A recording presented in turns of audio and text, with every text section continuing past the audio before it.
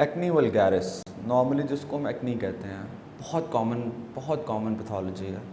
75 to 80% of the whole world, पूरी दुनिया की पॉपुलेशन इससे यूजुअली अपनी टीन एज में अफेक्ट होती है। इसकी बहुत ज़्यादा कॉजेज़ हैं, इसमें बहुत चीज़ें आ जाती हैं। हार्मोनल कॉजेज़ हो सकती हैं, कुछ ड्रग्स हैं जो एक्नी फॉर्म इरप्शन कर सकते हैं, फिजियोलॉजिकल हो सकता है, बहुत लॉन्ग लिस्ट ऑफ कॉजेज़ है।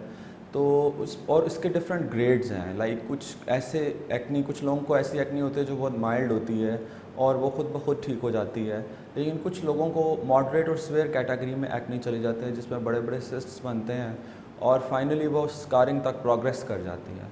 और जब स्कारिंग तक एक्नी प्रोग्रेस कर जाती है तो इसका मतलब है कि बड़ा जो है उसको प्रॉम्प्ट ट्रीटमेंट की ज़रूरत होती है, क्योंकि वो यूजुअली फेस डिसफिगरमेंट का बायस बन जाती है।